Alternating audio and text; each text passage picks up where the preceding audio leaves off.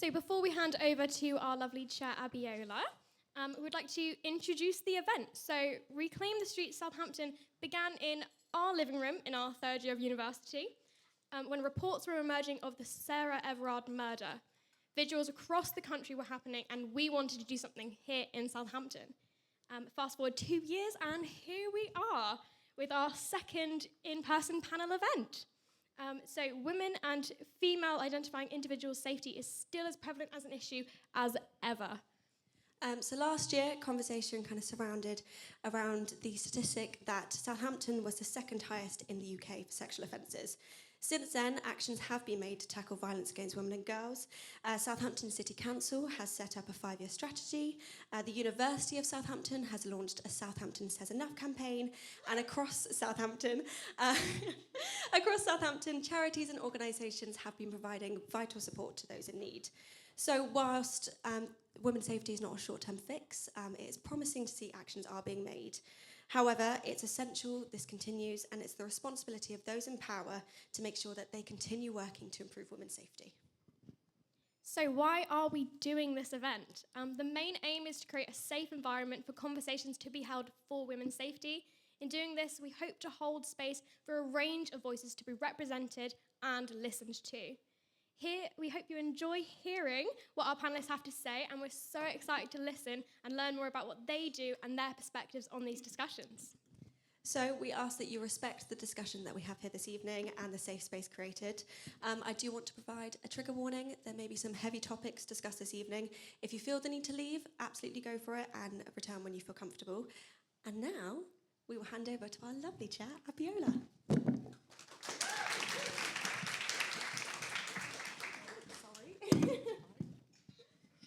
Hello everyone, hope you're doing well today. So, as you've heard, I'm Abiola, and I'm currently studying at Southampton University. And we're going to go around and have everyone introduce themselves. And we're going to go this way. And we're going to start with Holly. Hi everyone. Oh, can you hear me? Yeah. I'm Holly. I'm the one of the volunteer and involvement officers at Yellow Door. We are a local charity that prevents and responds to domestic and sexual abuse. Hi, I'm Sujla. I'm also from Yellow Door, and I'm in the Diversity and Inclusion Advocacy Service. And what we do is provide advocacy support to people from a diverse demographic, including people from Black and ethnic minority communities, LGBTQ+, people with disabilities, etc. And so we provide one-to-one support, and we also do training, a lot of community outreach, as well as going into schools to do lessons on FGM, forced marriage, honor-based abuse. Sorry. Oh. Hi there, my name's Mabel. I'm the chairwoman of People's Pride Southampton. So recently we've been doing daily our outreach and support pop-up shop in the Marlins. So it's been an opportunity to fundraise for our events, as well as have people to come talk about maybe a bad day they're having, any poor experiences from being maybe discriminated against as LGBT people. And personally, again, I said I was the chairwoman last year. I organised the city's first ever transgender pride. And we'll be doing that again. Thank you.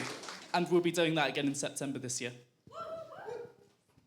Hi everyone, I'm Danny. I'm a medical student at the University of Southampton and I'm the president of the Jewish Society. It's lovely to meet you all. So the title for this year for International Women's Day is Embracing Equity. So I just want to go around and ask all of you what equity looks like to you, what does it mean to you? Does anyone want to start? Okay, this embrace equity, I'm a bit uncomfortable with. Sorry to start with that. There have been all these pictures of women hugging themselves all over social media. I think what we need to think about is how to address the question of equity and how to recognize where inequities are. So I think we need to think, I'm just wondering what this audience thinks about the difference between equity and equality. So what does it mean to actually be embracing equity, as in embracing yourself? Because equity is about other people, who are these other people who face inequities? spoken too much, passing it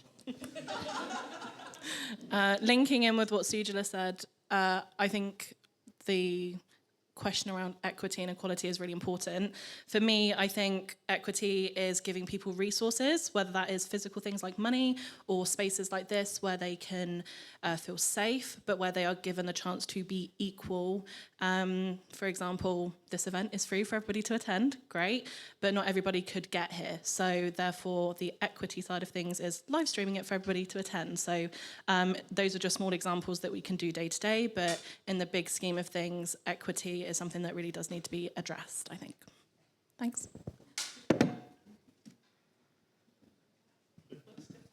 So to me, what equity would mean as well, so this year's theme of International Women's Day would be to prepare for change, because we are not in an equitable society right now. There may be at least some attempts to make things equal, but again, if people aren't getting the same starts in life because of maybe their background, perhaps their class, anything like that, you're never going to have, as we're saying, an equal outcome. So, of course, we need to prepare for change, again, to have an equitable society. And by doing that, we're going to need to be shifting, redistributing a lot of resources to make sure people who have always had a say can have the say and make up for not having a say in the decades, maybe even longer than that, beforehand. The way that I interpreted it was that it's about intersectionality and ensuring that everyone's voices and identities are valid. So obviously I'm Jewish, but I'm a white Jew. There are many Jews of colour who I think are underrepresented. I have chronic illness, but I'm not a visibly disabled Jew. And there are lots of people who are underrepresented in those ways. And I think it's really important that we draw attention to everyone and that everyone has the same level playing field to start from. Thank you for all these lovely answers.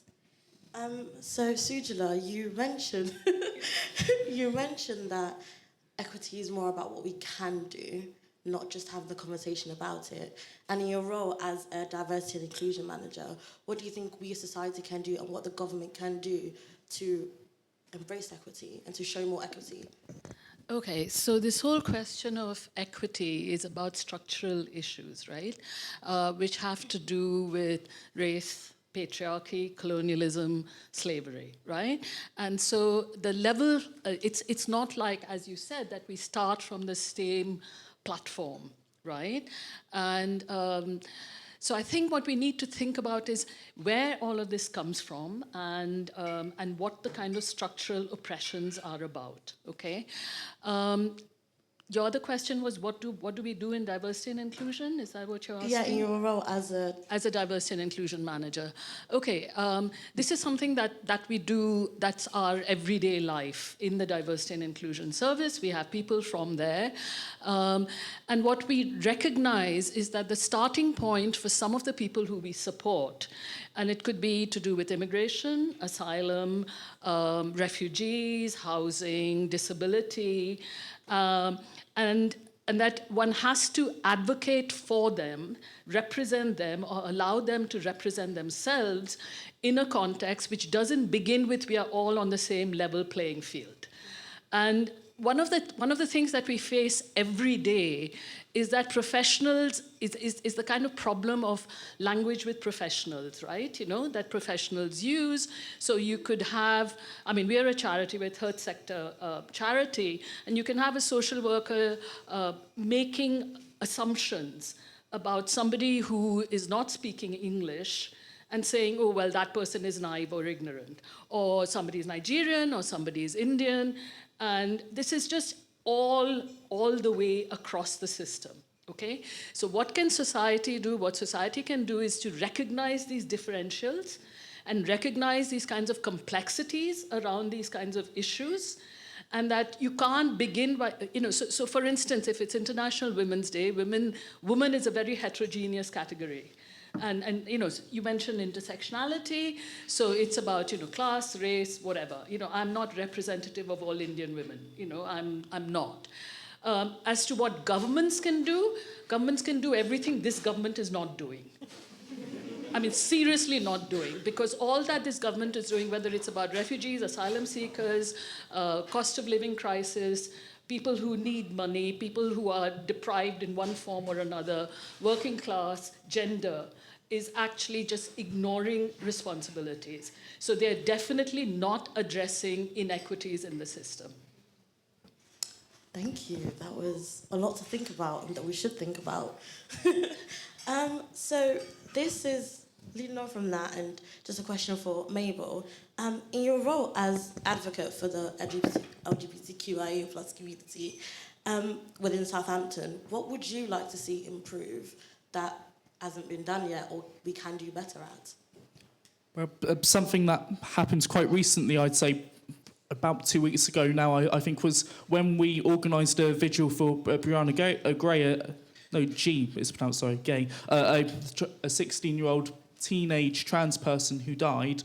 We only had one very brave councillor come to speak about this and how it's not acceptable for trans people to be killed by any means, of course, it's illegal, but for the murder to have not been seen as a hate crime either, when the two 15-year-olds who did kill Brianna did know that she was trans. They knew her since she was very young there. And so it's really what I would expect, just to answer your question, would be for more politicians to speak up, just when things do go wrong, just to really tell all of us in Southampton that it's not on there. And we do sometimes need to take a good old look in the mirror and see how we treat other people and address that ourselves. Thank you for that. And the case of Brianna Gay is absolutely horrible, and it really shouldn't be happening. And you have individuals such as Wayne Couzens and David Carrick who abuse their power and their position to take advantage of people and women, and it makes other people who would like to step forward and seek help, makes it very difficult for them. And the people who should be offering safety are the people that you can't trust. So, Holly, I'd like to ask, your organisation supports women and children who have been through domestic abuse or sexual abuse and domestic violence. So what would you say is the number one barrier that people face when they're trying to seek help? I think people being believed or knowing where to go for support. So in Yellow Door, we have a service called our ISVA service, and that stands for Independent Sexual Violence Advisors, and we cover all of Hampshire, and they are impartial to the police. So if anybody is considering or is going through a criminal justice case around sexual violence, you can come and speak to one of our ISVAs, and they can advocate for you. As Sujata was saying, it's so important to advocate for different needs. So within Yellow Door, we have specially trained ISVAs as well that can support men, children and young people and their families, and disability advocates, and people in the Black, Asian, minority, ethnic categories. So it's just, I think, having a space where someone feels believed and listened to and supported, I think that's a really important thing. And what would you like to see change in regards to the process of them being believed? What can be done to be better? I think spreading awareness of services. Not everybody knows that Yellow Door has advocacy support. They tend to think we're therapeutic, which is a huge chunk of what we do, but we have a lot of other services as well. So we've got our advocacy teams with our diversity and our ISVAs. We have a domestic abuse team that do a lot of psychoeducational work with children and women. And we also have our STAR project, which go into all the schools in Southampton and education settings to talk about like healthy relationships, sexting, like all the good stuff, fun stuff. But I think spreading the word of the services that we do so people know that they can come to us and we are a safe space for them. Thank you for creating that space to the whole Yellow Door community and team. So, Danny, I would like to ask, so we have organisations that are set in place to help people no matter what they're going through, where they can go to. But as a student, do you feel safe in Southampton? There's a long answer and a short answer, and the short answer is not really. Why is that? So the uni are quite good, I think. I mean, in my first year, we had a workshop organised by the medical school from Yellow Door about consent. I think I don't know, I think it's back, but for a while pre-COVID there was a night bus. I think it's returned, but I believe it only goes to halls. That might be wrong. Does it go elsewhere? Anywhere in the city. okay, I stand corrected. Thank you, Ollie. I carry a personal alarm that I got given by Susu for free. They were handing out for a while. They were also handing out drink covers for a while. But that was Susu, I think, not the university itself. I think that it's important that the university advertise what they're doing a bit better. I don't think they have a lack of initiatives. I think people don't know that they're there. But I don't think it's necessarily the university's fault that women don't feel safe in Southampton. I think that's just a systemic, I guess is the word, problem that everyone everywhere is going to experience until we sort of fix it, I guess. I don't know. But I don't think it's something that is necessarily the university's fault. They could be doing more, but I don't really know how. Thank you for that. And being aware of what is going on is the first step to being able to set things in place to make things better. And I know that in different cases of sexual abuse and domestic violence, being trauma-informed is a very important part of it. And I want to ask Holly again, before you put down the mic. I want to ask, why is being trauma-informed important for domestic abuse and cases of just injustice in the justice system? So at Yellow Door, we would say we are a trauma-informed service. We deal with, I think last year we supported 4,200 people in Southampton and Hampshire, which is constantly growing. I think as of yesterday we had over 636 referrals just from this year so far. So it's quite shocking. But the support we give, we do always make sure it is trauma-informed. It means that we change our language. We're better educated on how to support someone who's experienced a trauma. As again, going back to making someone feel believed and listened to and safe. And we understand that their responses are something that happened from their trauma and that they feel validated. So someone who's experienced a trauma has had all of their boundaries sort of broken completely. And all their power taken away from them. So at Yellow Door, we want to give people their power back. So by us being trauma-informed, we're able to better empower people. Thank you. Want to add to that? Yeah, can I follow up on that? Of course. Just because there's been this whole question of people being believed, not just women, about trauma and about kind of abuse that they've suffered. I think one of the things that we really have to think about is how people are hearing them. And that process is really important, So whether it's the police or whether it's social workers or whether it's us as practitioners at Yellow Door, who is listening and how are they listening? And so I think, that's the big challenge, as in how do you dismantle these kinds of presumptions, stereotypes, which could be about, who you're supposed to be, what you look like, where you come from, whether, what accent you have. And it's that, and there's this thing that circulates around what is unconscious bias. And I'm not so sure it's that unconscious.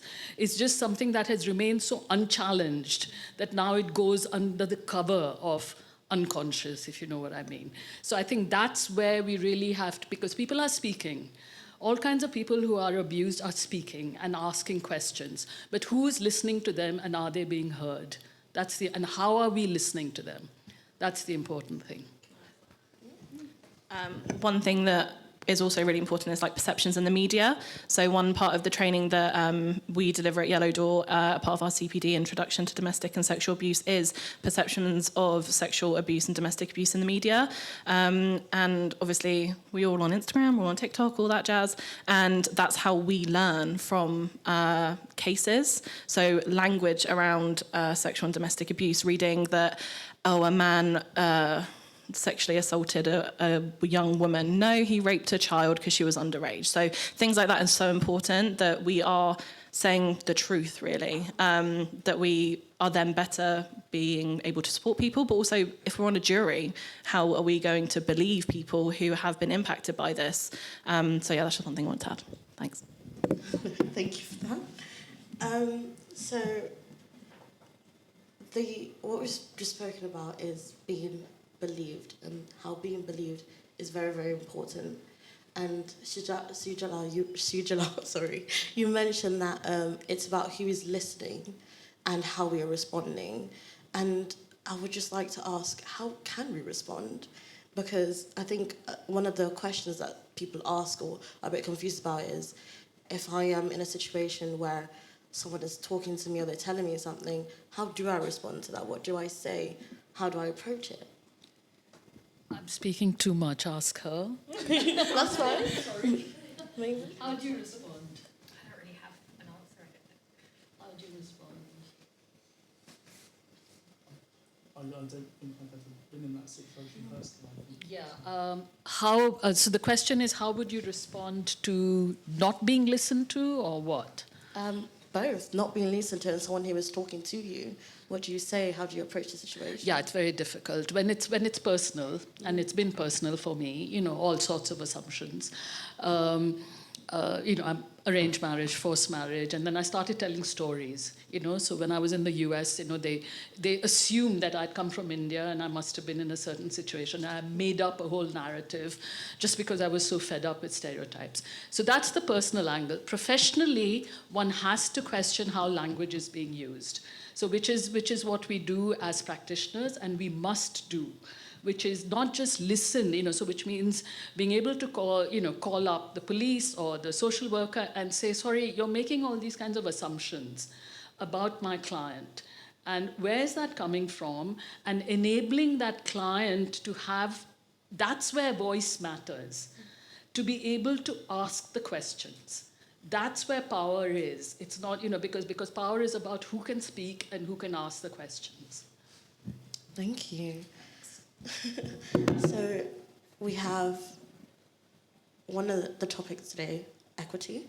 It's about identifying different groups in Southampton within our STEP and to give them the right resources for us to all be equitable.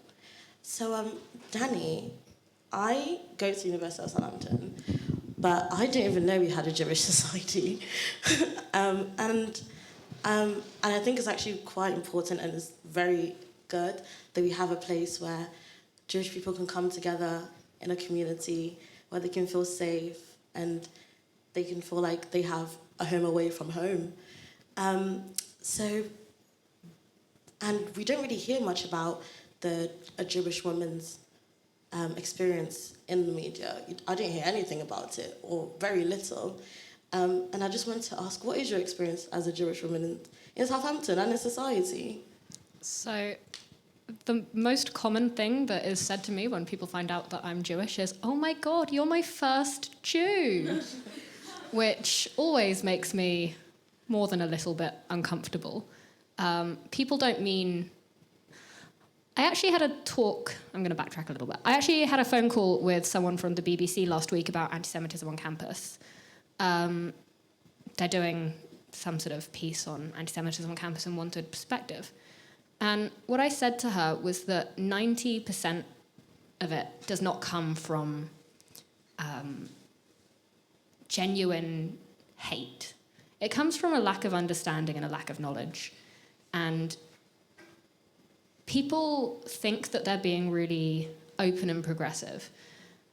But then they'll say, oh, can't you buy that? You must be loaded because you're Jewish. Or, but don't you go around killing babies? Or all of these blood libel tropes that have been going on for like 2,000 years, and a lot of them are that old. And they all come from a place of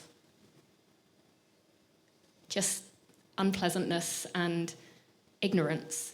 They don't come from hatred. People don't know what they're saying. And I think that it's important to...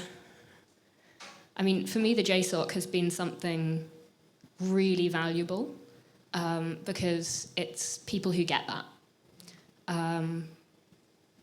I don't think that it's an experience that most people aren't familiar with. As I said at the beginning, most people haven't met Jewish people. And if they do, they aren't really sure how to respond. And they say, you're my first Jew. And I think people don't want to be mean. They just don't get it. And so the Jewish society has been so key in providing a community that is so supportive and that is a home from home, as you said. Anyway, I'll stop talking now. But No, thank you for that.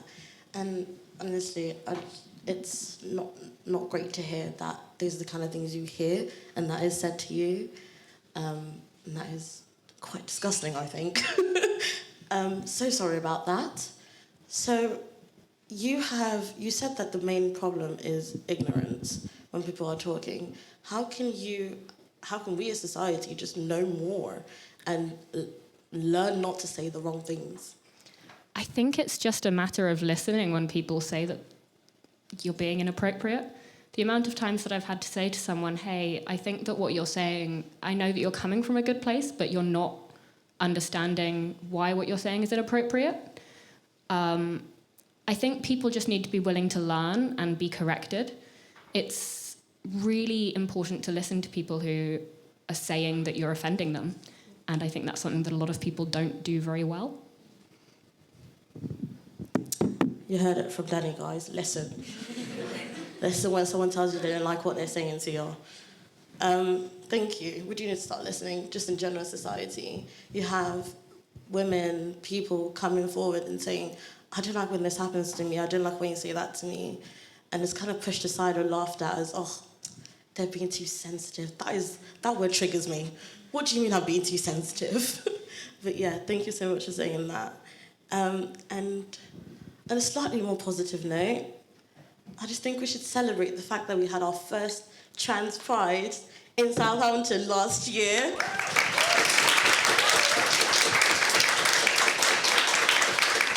Congratulations on the success of that. That was amazing. Thank you.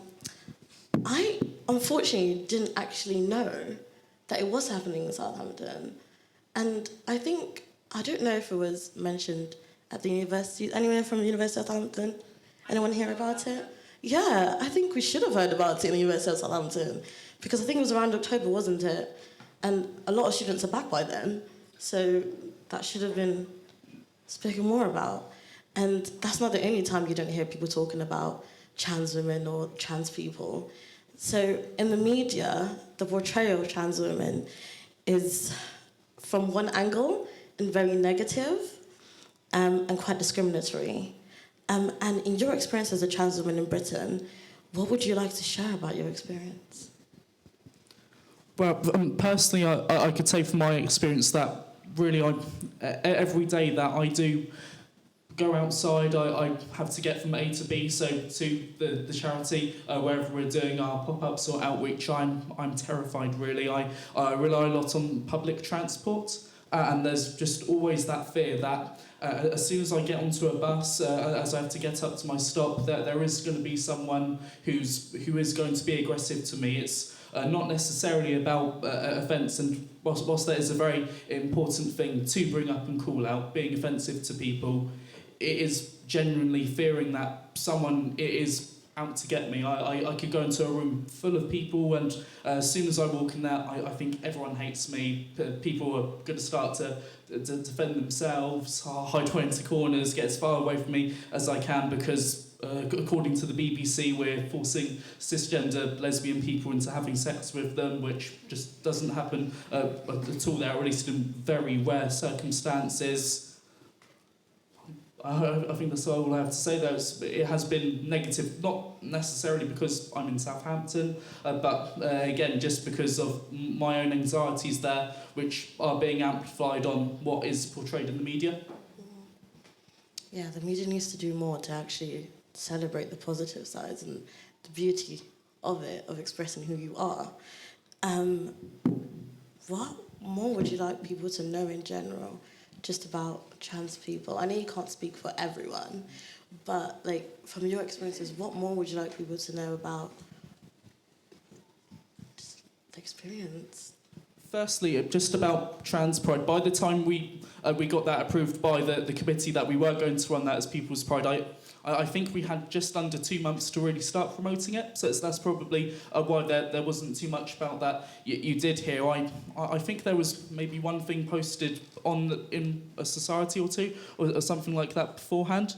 And I know that the journalist students at Solent did cover the event as well. So there was certainly some attempts as soon as people were aware of that. Just with regards to speaking about what people could understand more about trans people, is that when we cut our blood is red, we're not monsters, we're not out to hurt anyone. And whilst there may be some very bad people in our communities who need to be put away from everyone, in prisons, anyone of any gender, that just be kept away from people, that as a group we are not instinctively dangerous people. Thank you. I think you're lovely. I don't know. And I know that you said that sometimes it's quite overwhelming for you, and you feel quite anxious going into a space where you feel like you might not be accepted. And everyone who knows what Reclaim the Streets is about, we embrace it, and you are accepted here, and we love you. So thank you for coming, and just thank you for being brave, because I imagine it can't be easy. And I would like to just lighten the mood a little bit and have some a little headbutt from Holly and have some quick fire questions. These are jokey questions, just a bit of fun. So, if men disappeared for 24 hours, what would you do? I would genuinely miss some of them. I do have a lot of very close male friends. But I would probably just go on dates without having to tell my friends, this is what I'm wearing, this is the person I'm going on a date with, this is his number, this is all the information I have. If I go missing, here's my location. That's one thing I would probably love to not have to do. Yeah, I just did training this morning on honor-based abuse and forced marriage. So it was kind of Hampshire-wide training. And one of the things that we were talking about, or that I was addressing, was the question of women perpetrators around issues like honor-based abuse. So I don't think I'd feel really safe if there weren't any men, because there'd still be other genders and all sorts. So I don't think we can binarize, in some sense, men, women, and then, there are all kinds of other genders involved. So I think, I don't think I'd miss them, but I'd still be... I don't think I'd miss them, but 24 hours fine. 24 days I might begin to sort of miss them, but I don't think I'd associate male with just perpetrator, because there are all sorts. Yeah, sorry. If men disappeared for 24 hours, I'd start calling random phone numbers and just really freak people out, because with my voice being so deep, they'd be like, "Oh, I thought all the men disappeared. Who's this?" I don't think my answer has anything in regards to that. That's amazing. But I would go out drinking with my friends and not worry about how I'm going to get home. Not think about sharing my Uber ride with someone so that they can see where I am and things like that. I mean, it's not as funny as calling people up, but... Thank you. And this is going to sound... I've just phrased this the right way. What is one thing you or society you believe should stop caring about when it comes to gender? To anyone. Everyone. You can start, Mabel, if you'd like to. No? Okay. I was at a function a few days ago, and someone asked what I did, and I said I was a medical student, and they said, "Oh, are you going to be a GP or a gynecologist?" So I would like to stop hearing that. Mine would be just gender roles and stereotypes. Anyone can wear what they want to wear. They can wear makeup, paint their nails. I used to love painting my ex's nails. He always used to beg me to do it. It was the best thing ever. Just that, really. And I think that would just make people feel more included and safe. Anyone have any other answers to that question? Biological clock. Thank you. So I'm Indian origin, right? So I got married quite late, So first of all, I was living with somebody that was, oh my God. And then it was, okay, you've got married. Where's the baby? Biological clock. I don't like that.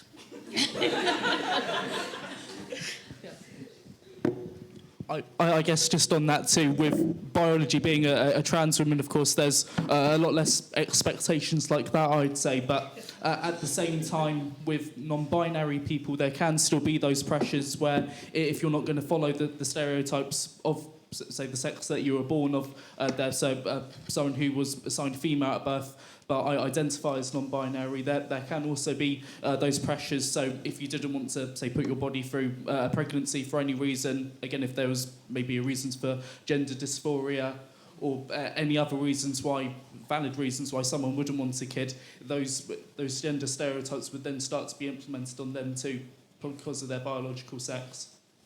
Thank you. And last question before we go on our break. What makes you a bad feminist? And I know that sounds weird, but what makes me a bad feminist is that I get extremely, lazy when my boyfriend's around. I can't do anything. I can't pick anything up. I am suddenly a damsel in distress. So, what makes you a bad feminist? If anything makes you a bad feminist.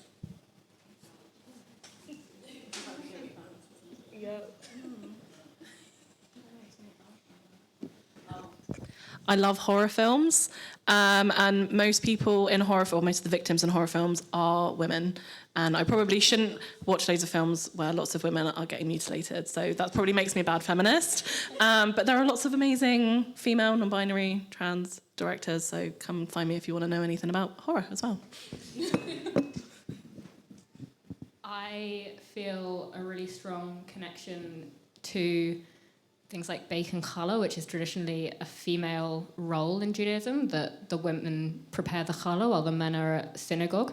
And I really enjoy that women aren't obligated to go to synagogue because we're seen as more holy. And so we don't have to go pray because we can pray in our own homes. And I really appreciate being able to stay home. What do you mean bad feminist? There's nothing bad about being a feminist. Thank you. That is true. So, when you can manipulate what you want in your feminism is how one lives. It's never bad. That makes me feel better. Thank you.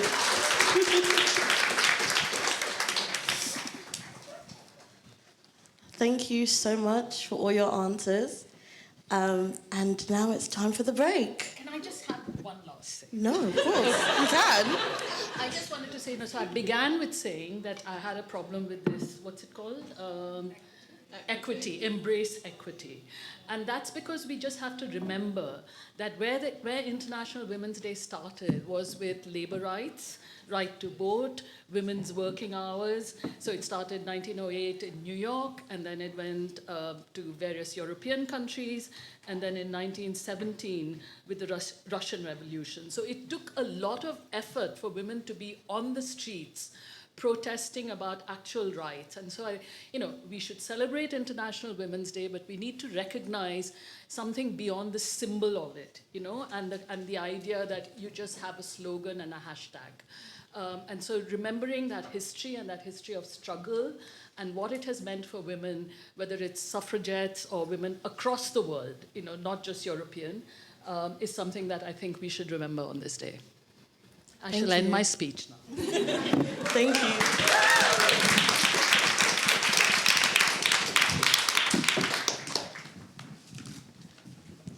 Hello. Okay, we're going to go to a break now. Just to note that there is 2 for £12 cocktails. I've just been informed. Thank you.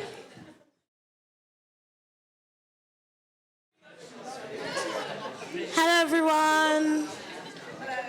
How are we all doing this evening?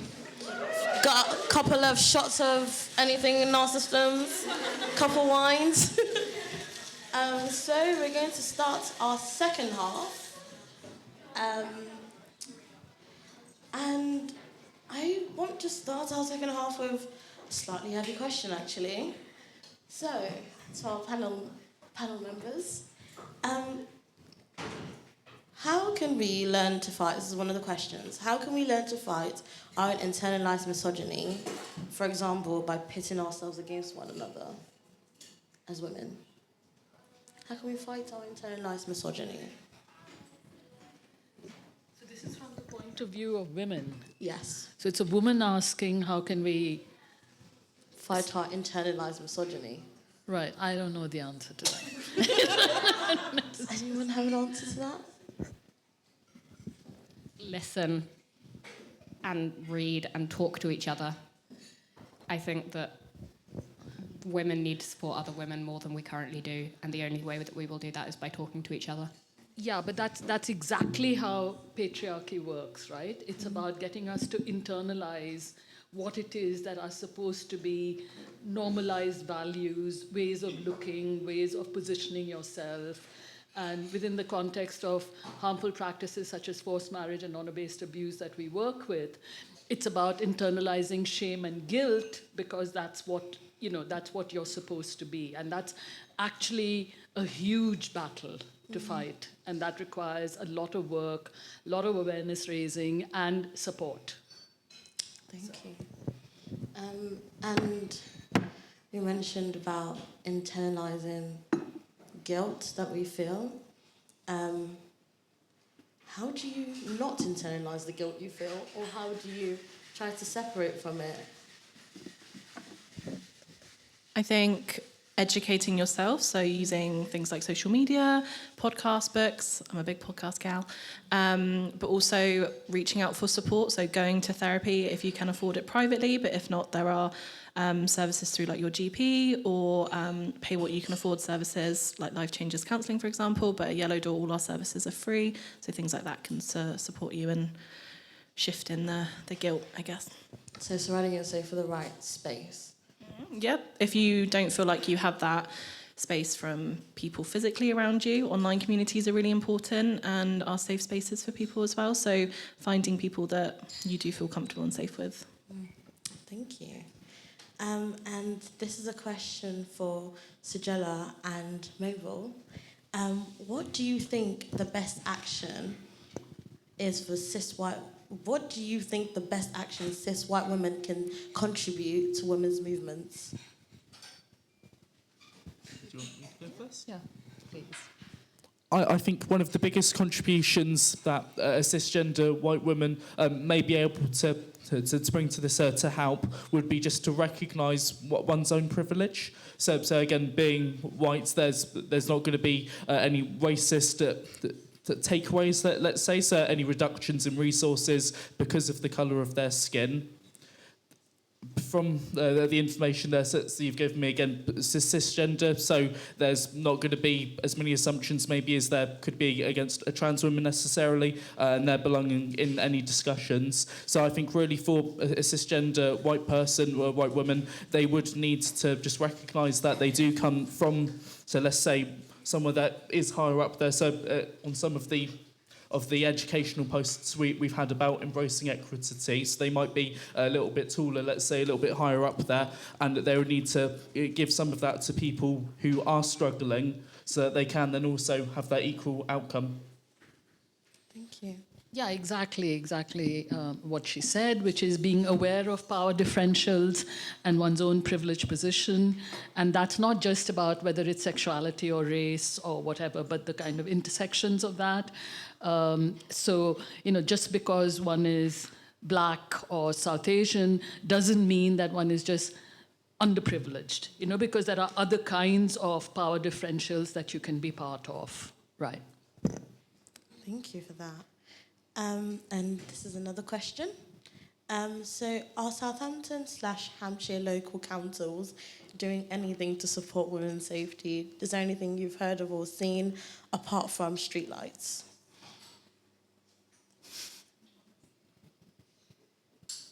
Aren't streetlights planned on being turned off very early in the morning now or dimmed?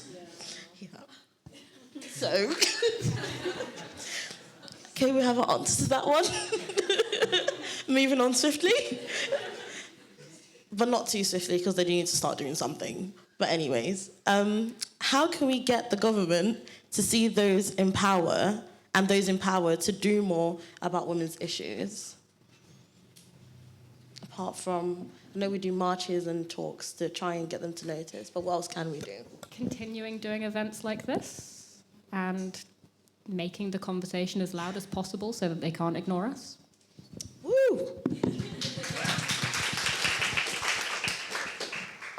I would like to invite people to come to councillors, MPs, etc., to hear the stories of people that we work with. Incredibly moving stories that we've had from people who have experienced sexual domestic abuse, and see that services like ours can aid in their recovery. We get lots of clients who donate their artwork to us once they've sort of had a service through Yellow Door, or poetry, which is really powerful. So I think having them sort of probably see like the nitty-gritty side of things, like counselling, and IDVA workers, for example, or ISVA workers go to court with a client and see what they have to go through. It's tragic. Or people have had their power taken away from them. And I think if they had experienced that, they'd have a lot more empathy for sort of victims and survivors, and also supporting services like us and events like these. Thank you. So you talked about supporting services. So last year, Southampton government funded £1,500 to tackle sexual offences. If you had £1,500, sorry, £150,000. 150. Just buy a double buy around, yeah. Keep the convo going. Seriously. So 150,000. How? So if you had £150,000, what would you do to improve women's safety in Southampton? There's a whole conversation to be had around women and space, right? And and women and space, and that would be about what kinds of spaces you create, which is making public transport available, lighting spaces with diversity and a diverse range of people, women and children who can go there. And there isn't such a space in Southampton as yet. That would require, I think, more than 150,000, definitely more than 1,500, for that to be made possible. But I mean, I think that's a different kind of imagining, and it would involve having women's voices, and not just women's voices, all kinds of diverse and community voices involved in what that kind of space would look like and what that would mean.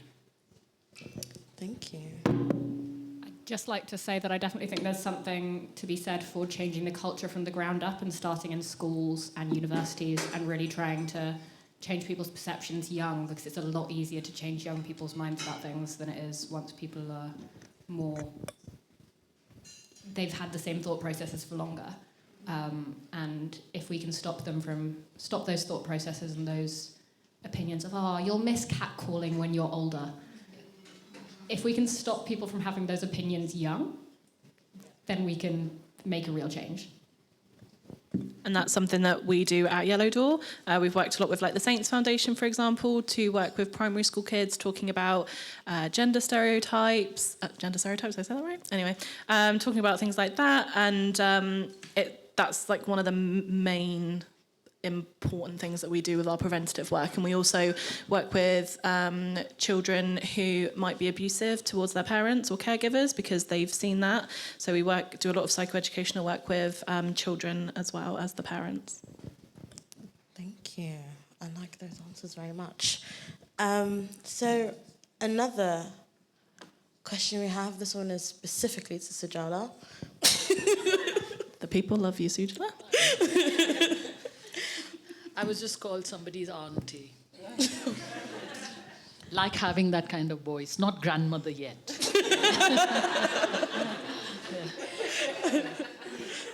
So, how has the narrative around women's safety changed throughout your life?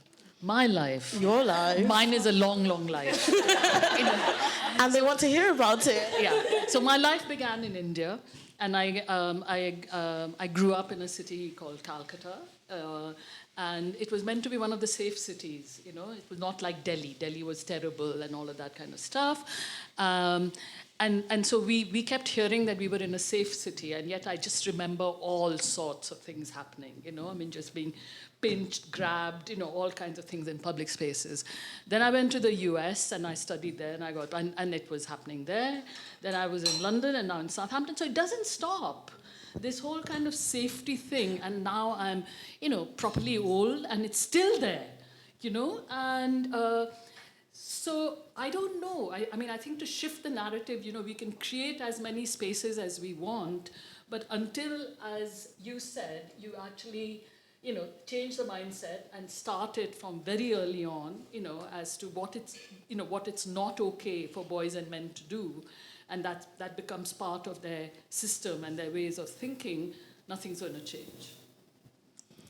Thank you. You don't really want to know the details. I think that actually leads quite nicely onto one of the questions that was asked. If I can even find it. Sorry. I will segue into another question for now. This is specifically for Mabel and Danny. What is your experience with daily microaggressions? And the person has written, I often get told I don't look like I'm gay, so can't be. So how do you respond to things like that?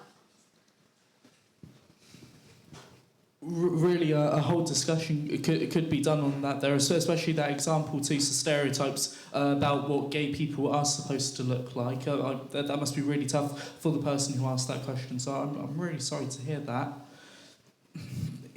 I think really what it does come down to, at least from stuff that we do at People's Pride, it is just when we get people coming into our events, once we open the doors, you will see people of all different expressions regarding clothing, femininity, masculinity, and of course many different sexualities too. You will just see that it's not whether someone does look gay or not. So hopefully that can just help to deal with these microaggressions on a broader scale there, just to prevent this rather than try to cure it. But personally, again, just coming back to my personal life, I will hand to you in a moment too there. Well, with regards to microaggressions, I'd probably, just in my own experiences, have to label what could be considered microaggressions just as to maybe how I'm described to how I look. So, I love your facial hair today. It really matches your dress, or something like that. There, so it's something that's really supposed to be passive-aggressive, let's say, because again, suffering quite a bit with anxiety there. Most other things that I'm really watching out for, what I'm fearing would be people maybe staring at me, trying to read facial expressions, which I really struggle with, being neurodiverse as well. So maybe I haven't really developed quite a good coping mechanism for microaggressions, because I'm terrified of, let's say, something larger than that. Or again, being neurodiverse, it might just be going completely over my head anyway there. Thank you. I'd just like to say that the comment about your facial hair does not sound like a microaggression. It sounds like a straight-up aggression. Facts. Sorry, lost my train of thought now. Yeah, microaggressions. A lot of people go, oh my God, you're really pretty for a Jew. Or, I would never have guessed that you were Jewish. You don't look it. Why don't you have a big nose? Things like that. They happen a lot. Because I'm not necessarily visibly Jewish. I don't wear a large Star of David. I don't cover my hair. I'm not a man wearing a kippot.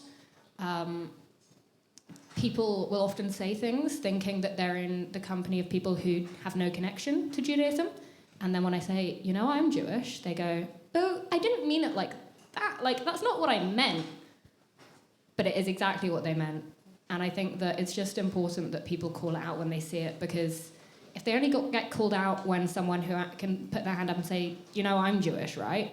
Or, I'm bisexual, right? Or, I'm part of this community or that community, it's not going to change. It's only when people call it out. Yeah, but calling out comes with its own burden too. It's like, because you're of this color and this sexuality, you have to be pointing out all the time. And that comes with its own dangers and risks. And also, why should you be, in a place to put yourself in that position of constantly having to challenge other people's prejudices. I mean, that's a burden to carry. I think what I'm trying to say is that it shouldn't just be on Jewish people to call it out, and that everyone should call it out when they hear it, so that it isn't just on us, because then it won't change. It's about supporting each other. If you hear something and you don't think it's right and you know it's not right, speak about it if you feel comfortable to. Yeah, also if it's safe. And if it's safe. So we're talking about calling, and a question I just want to quickly ask is, do you agree with calling women girls? Specifically to you, Danny, what do you think about that?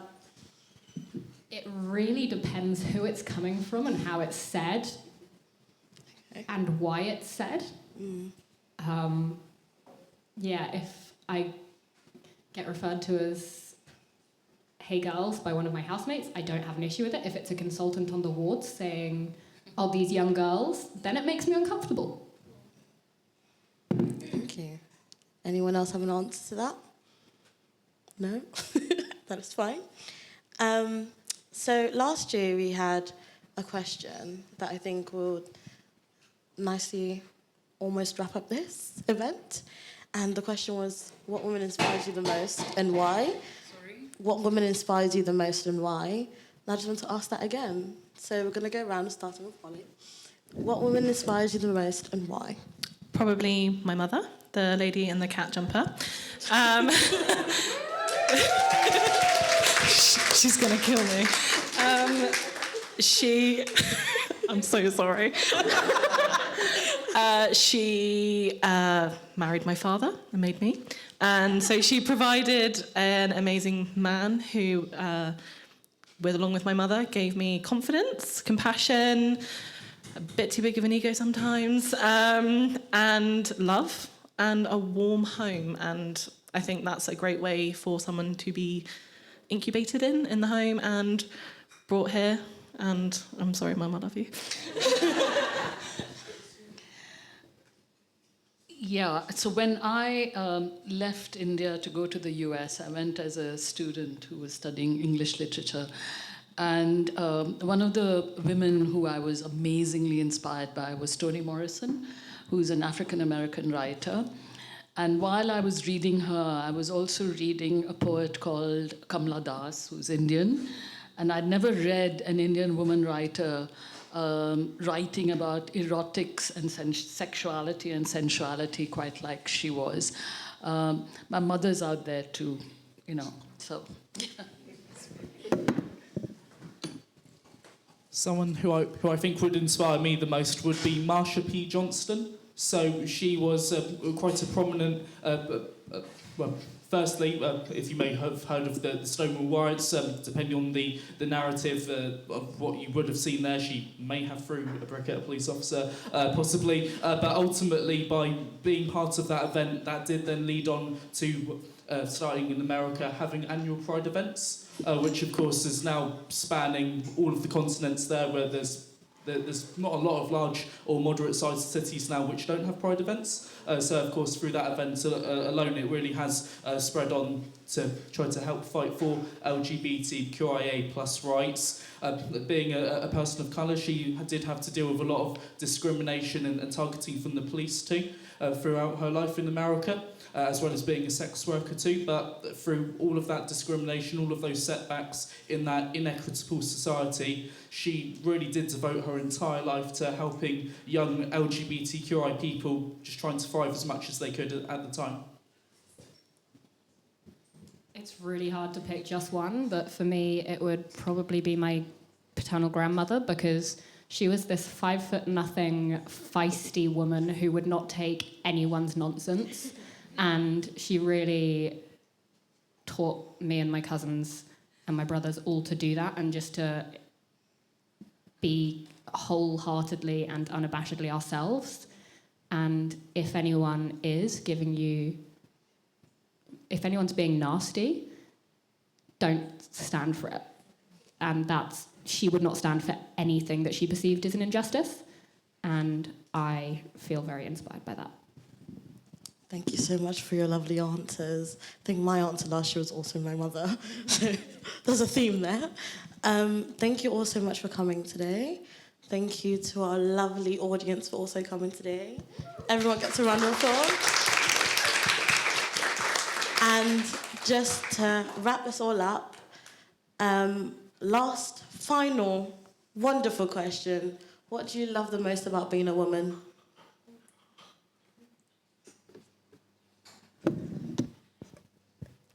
I love that I'm able to support other people.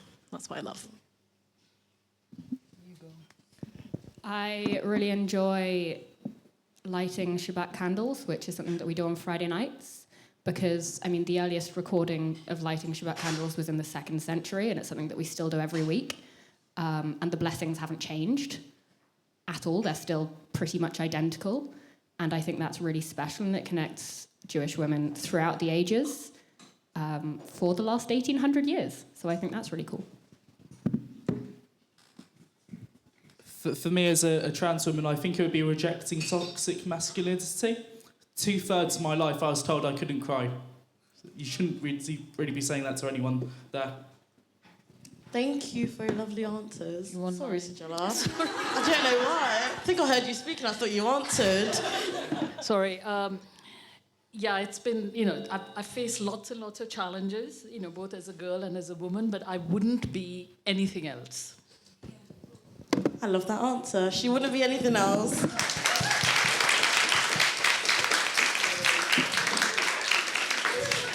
Thank you, everyone, for coming. And I want to now invite the Reclaim Our Streets team to come up. Round of applause for setting this event up.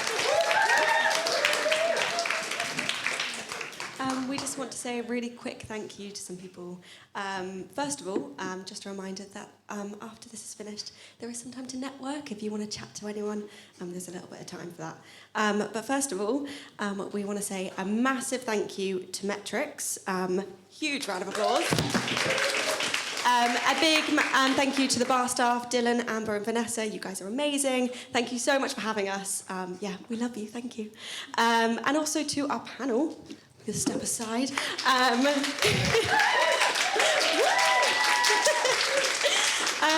Thank you so much for being so open and honest and for creating such interesting, important discussions. We have loved just sitting there and listening to you because it was so interesting. Thank you. Thank you for having us. Also, a huge thank you to Abiola for returning after being on our panel last year and doing a fantastic job as chair.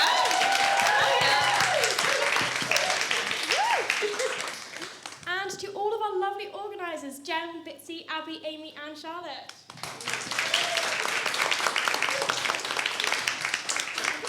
Also, we have to say a massive thank you to our tech, to Josh and Abby. You guys are amazing. Thank you so much. And lastly, to all of you, the audience, thank you for coming this evening and for watching on the live stream. Thank you. That's everything. Thank you for coming. Thank you for showing your support for such an important cause. Yeah, thank you for showing up. We appreciate you. If you'd like to stay and network a bit and have a couple more drinks, you're very welcome. But yeah, that's the end of our panel event. Thank you so much.